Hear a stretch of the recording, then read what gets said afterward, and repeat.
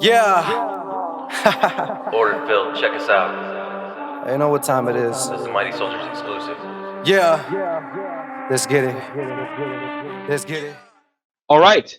Without further ado, one of my favorite educators that we have participate in our conferences, bring him over.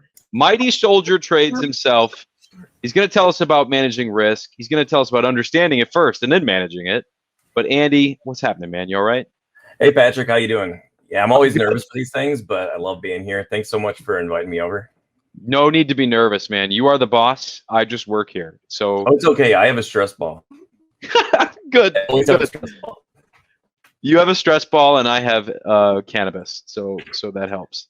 You do your thing. Maybe not. I might have that myself, but yeah. Listen, you do your thing. All right, I'm gonna jump off. I'm gonna let you do your thing. But thanks for being here. I appreciate it. All right, thanks, Patrick. All right, guys, let me click this present here. And for some reason, we got spinning going on. I don't know what's going on. Do I sound clear or choppy to you guys? You sound just a little choppy there, Andy, but maybe it'll work itself out here. We had some internet issues. We usually don't have any internet issues, and this is the first time that I've had any problem with this being choppy like this. So let me know if it persists. But anyways, we're talking about understanding and managing risk today. This presentation might be a little different than what you're used to. I'm going to start off by letting you guys know what can go wrong, and personally what has gone wrong for myself. So here we go. What could possibly go wrong? And summer trading, seasonality. Seasonality is something that we definitely have to take into account. You could have the hottest market, everything be going great for you.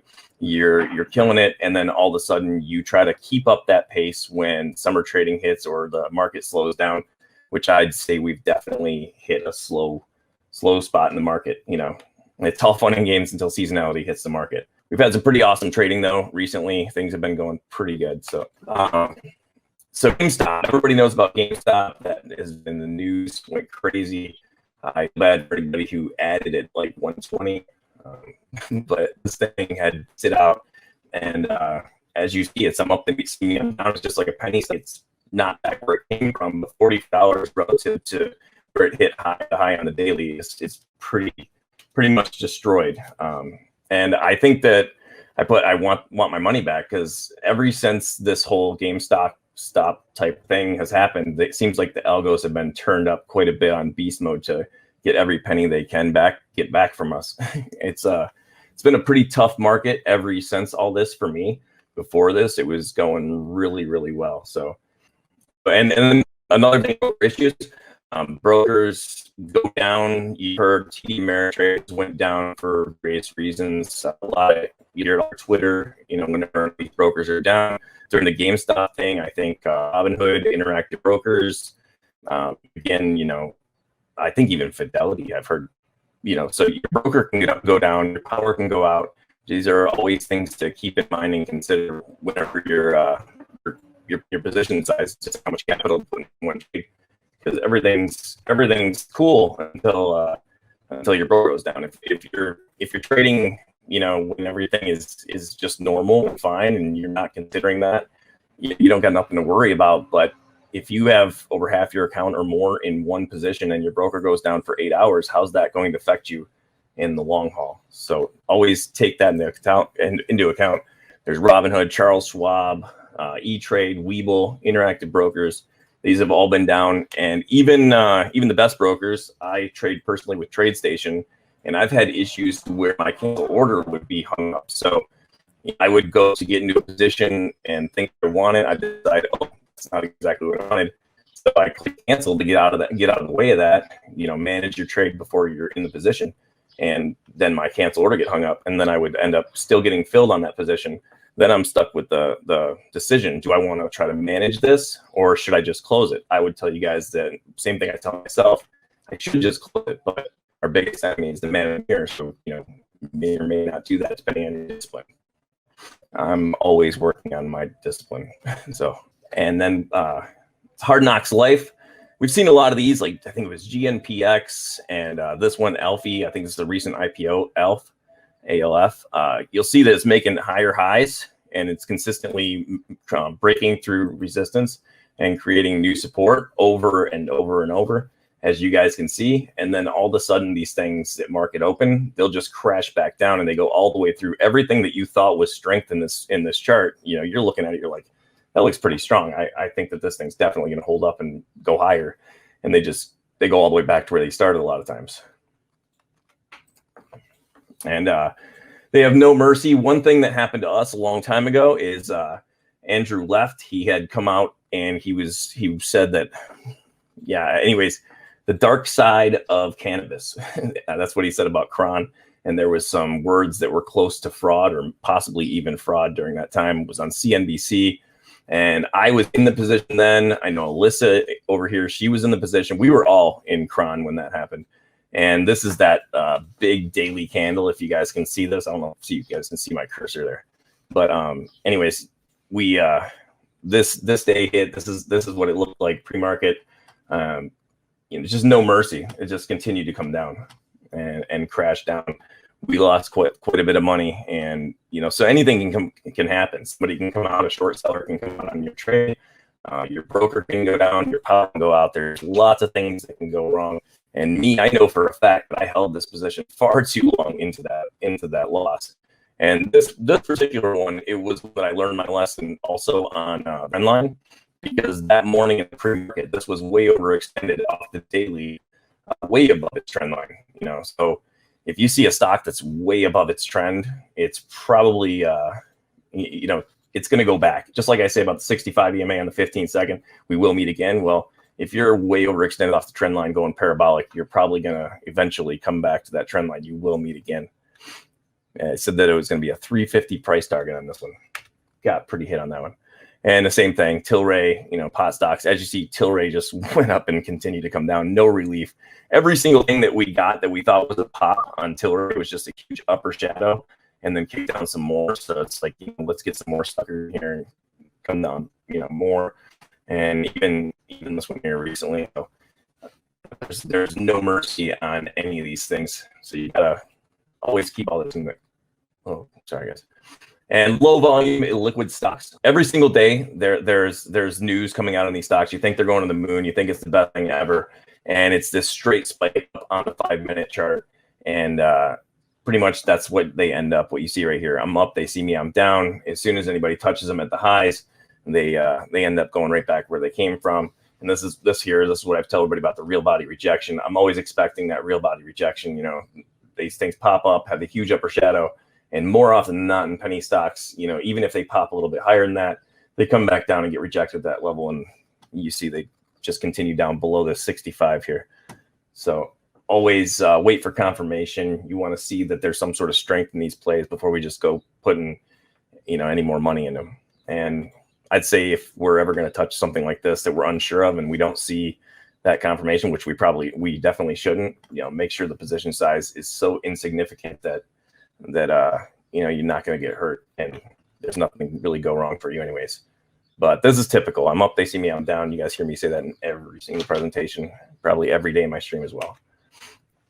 And something to look out for, Tough Bill. As soon as I heard of Tough Bill, I just like a lot of people, I got on the hype bandwagon. I love this stock. I saw it in the stores. It was in Menards. It's I guess Lowe's has it now. Basically, they're everywhere. And you think, wow, I can see this product. They make a really good product. This company, you know, it's got to be good. They're not going anywhere. They're getting bigger and bigger. All the while, every single time I get an email with any of their filings, it's showing me that they're wanting to basically dilution, so bring in more shares. They're asking for votes on a reverse split. You know, and another thing that we're looking for is offerings. But if you see your company that you think is the best thing in sliced bread is always asking for, you know, to get more shares in there and for splits and stuff, you're probably it's best not to get in there just for the long haul. Probably more of a scalp trade or a swing trade. And like I just said, offerings form S3 or look for anything, like I said, as far as them asking you, the shareholder, to vote on any sort of offerings, reverse splits. and that's just what we have here. So read the filings. We like to do our research as quick as possible, but you know, if you have time, it's best to get in there and figure out as much as you can about these companies. And the news hype, same thing here. We got basically these things pop up all the time, like Kodak. I called this the Trump and dump. Again, no politics intended, but you know, this thing just ripped up to $60. It was halted. Basically, anytime you had an opportunity to get into Kodak, it was halted. And then it came out of the halt literally, I think, half, 50% down, near $30 anyways. So anybody who got in the highs around 60 think this thing was going to 300 because of COVID news, nonetheless, which is ridiculous. And yeah, before Kodak had a spike for global blockchain technology as well. So you know, there's a lot of news hype on the stocks that are a lot of small caps. You know, maybe. Anyways, so you got to keep an eye out for that and manage your risk, knowing that these things are probably going to go back where they came from. So it's best to see some sort of confirmation strength. You know, hold that level for multiple days before buying way up at $60 or something. And even swing trades, these are not small caps, but even swing trades aren't safe these days. I know Fubo was a darling. I think even Zach Morris was talking about this on Twitter a lot. PLTR, another one. Plug Power, a lot of these stocks that were just ripping to the moon basically have really had a huge pullback lately. So the market, the hedge funds, the clearing firms, whoever they are, they're getting their money back. And so right now, this market is a little more trying than usual. At least for me, it is. And we had SPI. SPI had ripped to the moon. You guys see 4,300%. That is insane. That's one of the bigger moves that I've ever seen personally. I mean, if I have seen something bigger than that, I don't know. I know legends of old, like RKDA and Givo and stuff. They've had huge runs, but I'm not sure any of them had the 4,300% that we see on this one. But if you bought this anywhere within those couple days when it was up there like that, your position's in purgatory. It's not come back. It's even gotten lower. It's dropped off the 65 here on the daily, and then even below the 200. So likelihood of you ever getting your money back on something like this is not very likely. But managing your risk before you get into the trade, you can't get yourself stuck in any bag holding situation. Just making sure we do our due diligence before we get into that. It seems like just as this started, everything in the world started making noise at our house. So I'm really sorry, guys. And staying in cash, that's always a good way to go. Basically, I've gotten into a lot of stupid situations myself lately, trying to trade the same way that I was during the hotter market. And every single thing I get into, it pulls below my number. You know, it never goes back above my number. If it does, it pops up really fast. If I put out my order to sell, seems like if I don't take liquidity and I offer liquidity on that play, it just turns around right back down, taking my green position into red. And you never want to let your green positions go into the red like that. But I've learned my lesson the hard way over and over. Whenever I put out my order and I offer liquidity instead of taking liquidity, that's basically exactly what happens. Turns around against me. I told you guys this before, but CODX, I was in that one. As soon as I put my order out there, I put my order, like I said, I was offering liquidity, and it turned around and it never came back, and it just continued from there. And don't put all your eggs in one basket. Me personally, I like to take 10 to 20 positions per day to get my profit target. My goal is to get only 1% on my account. I've told you guys this before, but I'm not trying to get percent. I'm using that to manage my risk so I don't go for anything bigger than 1%. And so anyways, splitting that up in my capital up into 10 or 20 trades, that gives me a lot more opportunity to let my win rate do the work and not put too much risk into one trade. So if one trade does get like devastatingly bad, or if my broker goes down, like I was saying earlier, the power goes out, anything happens at all, I have a much smaller position in that. So it's not going to kill my account, even if this thing goes to zero. And that's my entire goal with my position sizing. That's my entire goal with spreading out my capital, so I can make sure that you know I can live to fight another day, because that's all we really need to do. That's what we're here for. We're trying to grow as traders. We're trying to survive together. And so making sure that we spread our capital out, multiple trades, and put smaller position sizes to start in there, that's going to give us a lot better opportunity to succeed. And the level 2, another way to manage the problems that I was showing you guys earlier, all the things that can go wrong, is if you're in the trade and you see a big wall on the ask, the level 2 is just basically the numbers on the left of size there. Those are the numbers that are this is the people that are bidding for the stock. They're trying to buy, they're putting an offer out. And then the ask, the offer here, this is the people that are trying to sell their positions. And if you see a huge number like 52,000 on the ask pop up, I'm not really afraid to see big numbers on the ask. I don't think that it's not going up just because I see that. And I'm not thinking that the stock's going up as soon as I see a big, huge number on the bid either. Whenever I see a big, huge number on the ask like that, and then the stock gets rejected at that level, especially if it gets rejected more than once at that level, like 504 in this case, then I'm looking for them to bring that wall down. So if we had it 504 and all of a sudden it's down at 503, 501, 496, and they keep bringing that 50,000 down or 26,000 down, and you just consistently see big walls coming down with price, that is an extremely bearish sign to probably just let that go and come back and reassess for another trade in the future. And this particular chart, as you can see, probably halted, gapped out of the halt, again, halted again, gapped out, and then traded down. This is candles with trends, so any solid green candles have basically melted down essentially. So it's something I look out for on level 2 to manage that situation.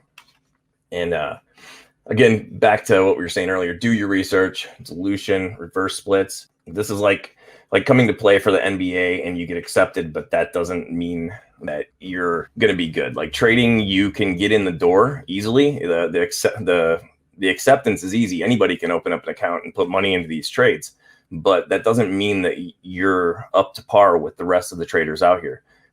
There's tons of sophisticated money in the market. The smart money, they know exactly what they're doing. They've been doing this for a long time. They know how to manage the man in the mirror, and they, very good at what they do. And here, let's say we are, and we see this thing wiggling up at the top like it's going to beast out, and it's now already up 60%, and we're like, oh, it's going to go up to 300%, because that's just common sense in day trading these days. Everybody thinks it's going to continue forever to the moon. Just do your due diligence, seek the professionals you need to learn how to trade, especially small caps, especially penny stocks. They're extremely volatile. It's probably the worst place for a beginner to be, or somebody who cannot manage themselves. If you are lack discipline in any way, small caps are going to be the quickest way to lose all your money. For me, I don't ever. The only guarantee I make, I see a lot of people, they're talking about how much money they made, talking about their success as a trader. I'm not making any guarantees as far as your success or what you can get to be the first millionaire student or anything. My guarantee is that you will lose your account. You'll lose everything if you don't do your own due diligence and you don't go learn. And, like I said, seek the professionals you need to become the level that you need to be. This is, like I said, the NBA, this is UFC, this is a top dog world. And, you have to live that life if you want to succeed in this.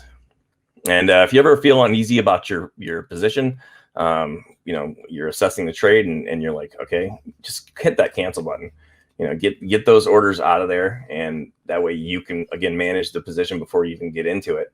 It's best to not end up in a situation where you have to make a decision to stop out, if at all possible, because that's where people go wrong. They want to change their stop, lower their stop, basically anything that we shouldn't be doing. Averaging down, adding into a play as it's going down, like I showed you earlier, it was consistently having new levels of support going up. Well, most of the time in these penny stocks after market open, especially lately, they're consistently getting a new level of resistance. And if we're adding money into a losing trade, throwing good money into a bad trade, that's never going to be that's not going to be good for our account for the long haul. Again, hotkeys. I always have a hotkey for my cancel all button, my cancel last button. Those are the only hotkeys that I actually need, is to be able to cancel my orders and get out of the way. So the mentality for us day traders, especially new day traders, is it'll go back up. stocks only go up, stocks only go up. But the truth is it doesn't ever have to go back up. It's these once the red hits, there can be no mercy. You got to understand that these algos and market makers or sophisticated traders behind the scenes, they know that we have $0 commissions, and they know that people like average down. So they've adjusted to that. So sometimes a lot more often than lately than before, you see they just continue to put on the whole way down, and there's no mercy, no real balance, no opportunity to even average. So it's during these times more than in the past, possibly. No matter what, it's always been a bad strategy to throw good money at a losing trade. So it doesn't have to go back up. Don't hold your losers. You don't want your capital locked up for a very long time, when basically you're missing out on all the good opportunities. I've had that happen before. I had, several thousand locked up in one trade. In fact, there was one time I had a lot of money in TBLT, and I was sitting there waiting and hoping that it would go back up. I had to just cut that loser because it wasn't worth, and it isn't worth it. Sorry, excuse me. Especially for small accounts. Small accounts, if you only have a couple $1,000 and you have 1,200, 1,800 of it up, you have no possibility of grabbing any more opportunities. So having tight stops and just getting out of the way and going back and reassessing for a new trade after that. Pretty much here's what I was talking about earlier. This is ATX. It's like, wow, it's breaking out. I want to buy. And this is when it gets really time sales, really flipping through, looks really exciting. You want to get in right here. It doesn't look like it here anymore because you can see what happened, in hindsight, it's 20. But you buy up here in this up shadow. Next thing you know, you're holding. I'm not selling it. It'll go back up and probably averaging down at this point, and right here, I don't know. Anyways, we get to the point where it comes back up and you're like, I'm not selling. It'll go higher, and it doesn't. It gets rejected yet again, and you got to see that right below this real body rejection. And then we pop down and pretty much averaging into the play. But the whole point, guys, is that we're holding this. We're putting our money in here. We're averaging down. We're not letting it go. We have the wrong thoughts about the whole entire thing. Like, we buy. We were wrong. We didn't want to stop out. We hold. Say, I'm not selling it. It pops back up. Finally, we could have got next to nothing as far as a loss. And I have that happen myself. This is a struggle for me as a trader too. If you're to the point where you're only losing a couple bucks and you're like, but it's just going to go that little bit higher. I want the win. You want to leave with the win, not take that loss. And it doesn't happen that way. And then it drops off, and it's like, okay, yeah, this is just another pullback. It's going to pop back up. Instead, no, it drops off and holds you down here. And this is when you're the bag holder. This is when you're holding it. This is when your capital's locked up, and you're no longer going to be able to work any good trades, any good opportunities. And this is kind of what I was talking about right here. You got all these areas where, you entered, you averaged down, you got to the point where your number is right here. And you see that this stock, the whole rest of the time until it finally dumped off here, it was getting rejected pretty much right below that same level. So somebody's average is right here where they've averaged down, and, you're not getting back into profit. And this happens so often where traders are like, okay, so as soon as it gets back to my number like this, it's going to pop higher. It's not usually going to pop higher. It's best to take that negotiation and get out of the way and have that capital ready for a good trade, because, again, throwing good money at bad trades is not what we're after here. So, and don't let your trades become investments if you're looking to invest. If you're looking to be in day trading, or you're trading in the pre-market, you want to keep those in the pre-market, or keep your day trades intraday, not try to say, okay, I'm just going to hold this for the long haul now. Because as you see, like I said, you get rejected at your number right here, the real body level. This is where the people bought up here, they probably got rejected at their number. And each time you see these, a lot of times that is exactly or right about the number where somebody's averaged down, where these things move down even further from there. I know this because I've done it in the past. I used to put my whole account into trades a long time ago. So, from experience, this is how it goes. And always have a max stop, have a stop on every play, have your thesis. You have a plan for if the stock goes up, how you're going to take profit, but at the same time, you want to have a plan for if that stock's going down. So if your thesis is broken, if your plan's not if it's not what you planned any longer, it's best to have an exit strategy instead of just saying, hey, how much money do I have left in my account that I can pour into this trade to average down in it to get my money back, like that it's going to randomly pop. It's not randomly popping because whoever's the sophisticated money behind the scenes, everybody else understands at this point. Nobody wants to buy these stocks anymore. When they're pulling back like that, it's because it's probably an undesirable trade. And nobody is just gonna give you money. Penny stocks don't carry dead weight, is the way I say it. It's gonna keep it below your number, is what I'm trying to say here. But if the price goes past your stop, just sell it still. That's what I tell myself, and you guys can do what's best for you. But I'd say that if you have a stop at say $100 and you're all of a sudden, let's say it went really fast and you're like at 230, God forbid, just hit the stop button, get out of there, sell that and move on, because likelihood of it getting worse that's exactly what's going to happen. And like I told you guys earlier, I think I touched on this, but if I have a goal of making $100 a day, then I want to make sure that my max stop for the day. So if my profit target's $100, my stop is going to be $50 on the day. So for every $1,000 that I'm trying to profit, I only want to lose 500. So that's my daily max stop. So if I have multiple trades and I get to that $50 or $500, whatever it may be, then that's pretty much where I want to stop out. That's going to keep me growing in my account. You got to treat this like a business. Got to be taken very seriously, especially in markets like this. This market is a little bit more rough than usual. And if we have the systematic approach where we have our rules and we stick to them, we're disciplined, and then we're probably going to be able to live to fight another day and come back when the market's hot and continue to rise in our accounts, and is our goal, grow as a trader with our business. And I said this earlier, but just don't lock your capital up. Again, bag holding. Don't want to keep our money locked up to where we can't take any other trades.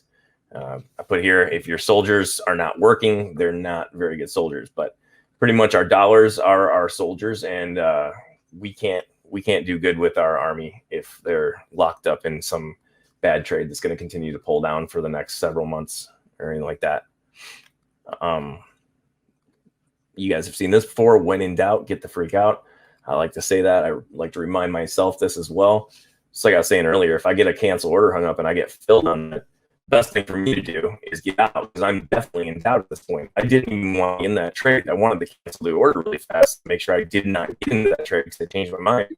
And if I still end up getting filled because something happens in the clearing firm behind the scenes or something like that, I know that I don't have a good plan for that trade anymore. That's not the trade I wanted. I wouldn't have wanted to cancel that button, hit that cancel key if I still had the same plan for that trade. So I should just get out. And I will be honest with you guys, when that happens, it makes me angry. And that's when you really make the biggest mistakes. That's when I make the biggest mistakes. Whenever you get frustrated with something that went wrong, when the power goes out, broker goes down, your cancel order is hung up, now you're frustrated. So more likely to make more foolish mistakes at this point. And just a reminder, guys, this is not investment advice. Don't be a bag holder. Don't hold on to losing trades. When in doubt, get the freak out. Hit that cancel button, if you can, before to manage your risk before you get into the trade, and keep it easier on us so we can continue to grow in it and learn and do better. Just risk forward. So if you have one risk, your break-even win rate would be 50%. If you have 1-2, then your break-even win rate would be 33%. I see win rate does not matter much. As you see, it does matter, but it's you're not a good trader just because you have a high win rate. Right now, I have a pretty high win rate at 90%, but it does not mean anything. If you're holding your one lose trade, you could lose your whole account in one trade pretty much. So just because you have a win rate of 90% doesn't mean your account is growing like that. And I think a lot of people have that misconception. And again, for me, it's 1-2. So my max on the day, if I'm trying to profit $100, my max loss that I'm willing to let myself get into is $50 plus.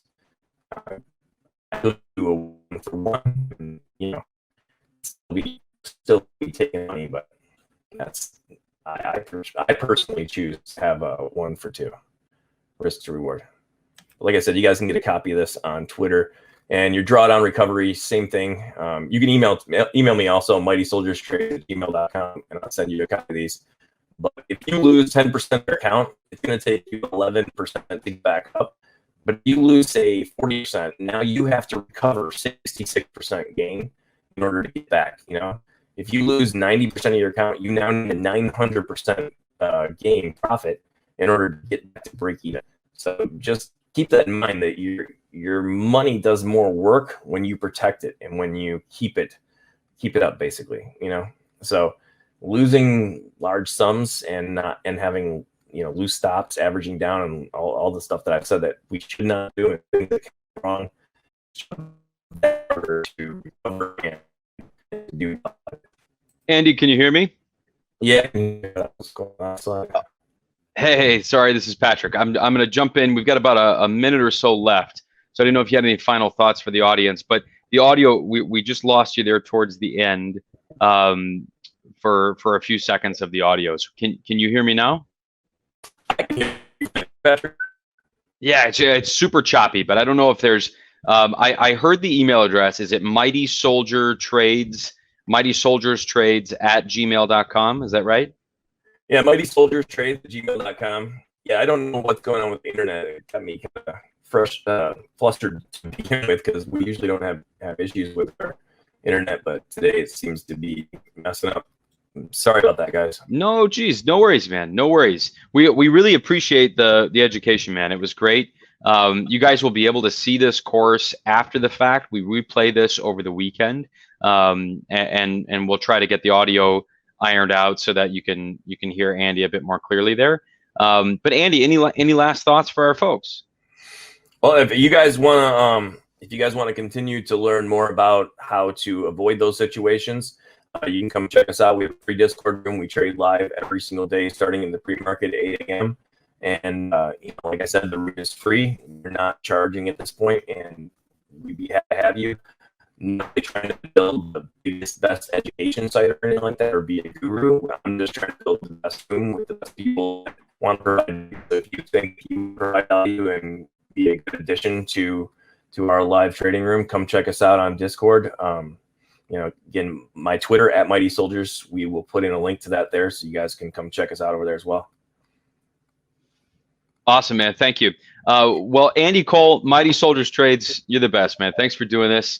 I'm sure we'll see you again very soon on the next one of these. So have a good one. It's my pleasure. You guys, Andy's really good on Twitter too. He's got a lot of really cool ideas. He throws some quick things out there. I would absolutely follow him and Alyssa and figure out what those guys are up to. Yeah. Ordered filled. Check us out. You know what time it is. This is the Mighty Soldiers exclusive. Yeah. Let's get it. Let's get it.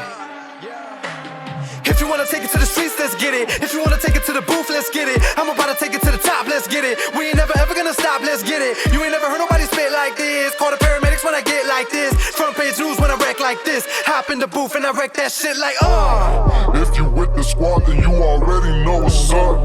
It be going down, but my account is going up. I'm about to make another 100,000 bucks. Rolling up that chain, I'm about to take another puff.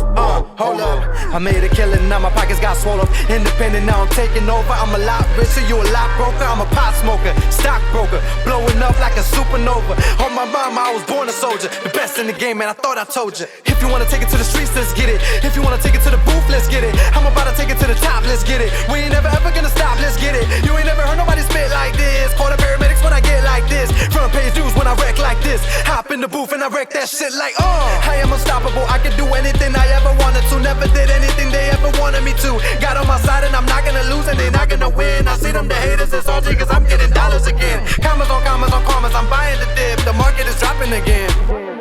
I can see him hating from the sideline. If you see a hater, tell him bye-bye. Watch my money grow, grow, grow. I'm my wifey like, whoa, whoa, whoa, whoa. Whoa.